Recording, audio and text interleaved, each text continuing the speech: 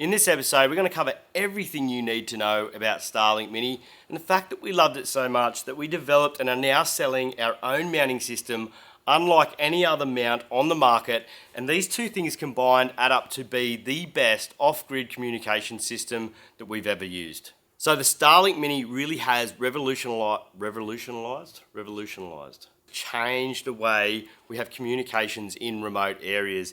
And the days of the old sat phone are gladly long gone. We used to carry one of these all the time when we were doing some outback trips. They're clunky, there's so much delay when you speak, they're expensive, and a lot of the networks are long gone these days. And it really does remind you of the old Nokia 3310. And I'm glad to not have to use that anymore. The Starlink has replaced that and many other things that we'll cover. So that's the first thing that we don't need to take on a trip anymore. The Starlink can give you phone reception, gives you message ability, it gives you messenger ability, and obviously internet. So we'll throw that aside. So that's the first thing that's taken its place. The other thing that Starlink can take the place of is a TV aerial on your caravan, or if you've got a TV aerial on your four-wheel drive, which are some of these setups on four-wheel drives, I wouldn't be surprised.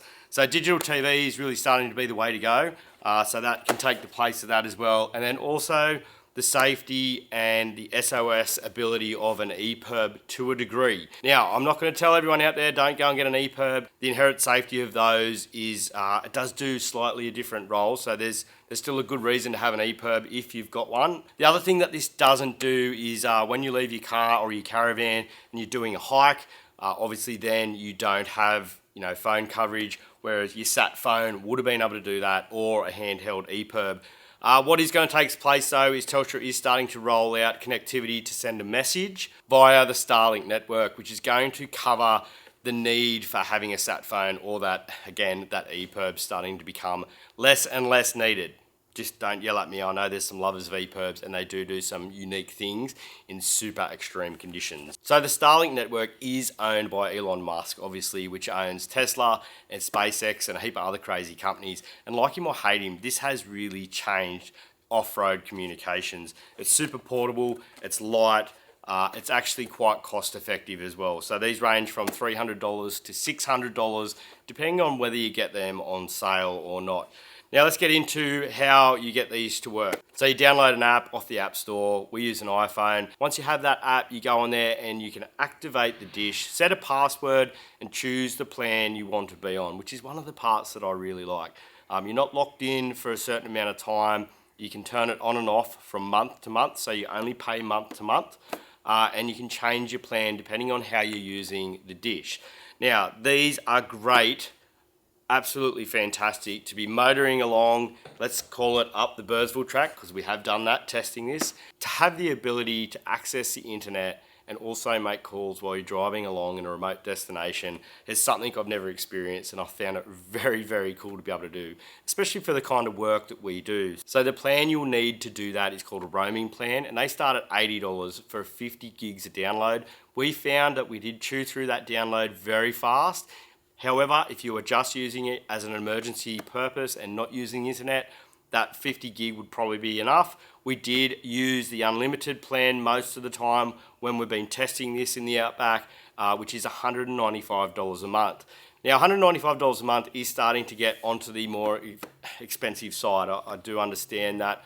If you really start to look at what it gives you though, as far as safety, the ability to have entertainment and TV anywhere you go, and I know that's not what camping's about, but there's people out there that want it, right? And then there's a lot of people that work on the road. Also, if you run a fleet of vehicles out in the mines in the middle of nowhere, communication's important. There's so many scenarios where that $195 a month, although expensive, for us, it's worth every cent. And if you took the cost of having a satellite phone out of the equation, the $195 a month you can swallow. I think if it was about $100 a month, it would be much more accessible to a lot of people.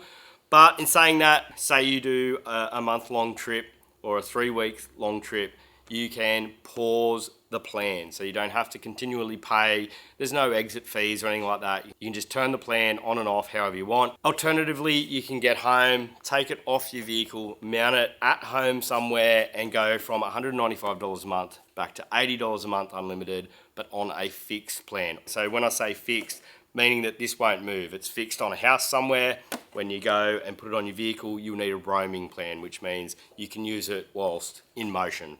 So the Starlink Mini comes with a lead, a 240 volt adapter, and a clip-in sort of pipe mount bracket on the back. The only other thing you will need if you want to run it off 12 volt is a 12 volt to 30 volt step up adapter, which are pretty cheap on eBay.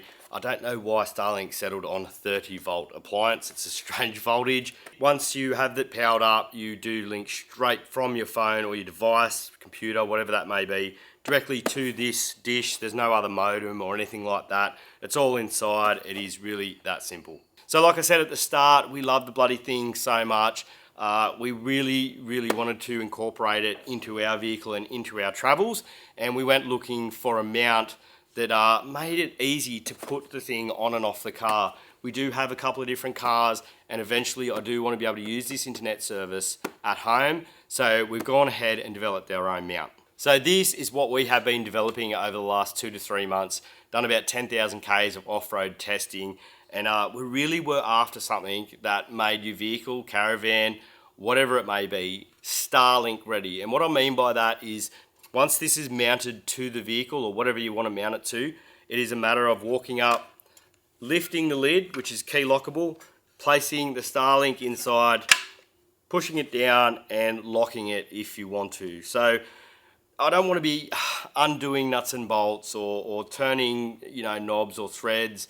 Anything where there's a thread involved, there is a lifespan on that thread. Also, if it is just a hand knob that you have to undo, that is quite easy to steal. So we're very proud of this product, and it makes the Starlink so much more practical. So being able to move it from vehicle to vehicle, being able to get home and take it off the vehicle, even being able to quickly remove it to store it safely inside if you don't want it on the roof of your vehicle. There's scenarios where, if you're out camping somewhere and someone wants to duck into town, but someone wants the internet while they're at the caravan, it's just a matter of unclipping it. You don't have to get a tool out or anything like that. So the bracket itself is made from 3mm aluminium, black powder coated, and we use a stainless steel shoulder bolt as the hinge. The Starlink Mini is cushioned by D-rubber top and bottom, so it's nice and gentle on the actual dish once it's in there. We have a rubber bump stop that when you don't have the Starlink Mini in there, it functions exactly the same. And we use a plastic key lockable latch that is easily replaceable and cost effective to do so, which we will have online for around $10. As it's the only real working part that will give any drama long term, we want to make sure that you can buy parts for this, and it is something you buy once and continue using for many years to come. We have multiple holes on the back for any kind of fixings onto your rhino racks, your base racks, your canopy racks and things like that. But then you can also drill extra holes if you desperately need to. It is a 3mm aluminium product, so drilling a hole into it isn't going to create any massive corrosion issues. There's probably still an option also to Sikaflex to the roof of vans, being that the bracket itself is only 1.8 kilos and the Starlink Mini, it doesn't add much more weight to that. We have a hole in the back for the actual lead or the Starlink Mini cable to go through that won't get pinched when you do open the rear trap door. So it is really that simple. There's not a lot to it. There just wasn't a bracket on the market that did what we wanted to do, which was to be able to add and remove the Starlink Mini quickly and easily. Now let's go outside and fit it to a couple of different roof racks to show you how it works. Rightio, pictured on my own ute here, we do have the prototype version, or the very last prototype version that we did cover around nearly 10,000 Ks of testing. So we'll just show you how it works, and this part of the video won't take real long because it is quite simple. You unlatch the lid, we place the Starlink Mini mount in position. Of course, firstly plugging it in, the lead isn't on the vehicle at the moment, and close it down. And if you feel the need, you can also lock it into position. It is that easy. So the idea of having many multiple holes in the base is any rack spacings that you have, you will get this, I would say, to work without drilling any extra holes in it. So we'll go and have a look at a rhino rack situation with a brand new mount, and I'll just show you how that bolts on as well. So with most modern roof racks these days, they all take a slightly different slotted nut. So we don't actually supply any hardware with our bracket. It's very hard to guess what you guys are going to have out there. Generally speaking, 2 fixings is going to be more than enough. 3 to 4 is ideal. And in any orientation that you guys want to bolt it on or see fit to use it, like I was saying before, even without the Starlink Mini in the bracket itself, we use these bump stops that actually makes it sit like the Starlink's still in there. So there's not much else to say about that, guys. It is literally a 5-minute install. Once it's installed, it's a 2-second to get the Starlink in and out in between your adventures. Well, I hope that's answered some questions on the Starlink Mini and the Quick Fit Mini Mount by Smart Touring Systems. As always, don't forget, you do only live once. Get out there and enjoy it. I'll see you next time.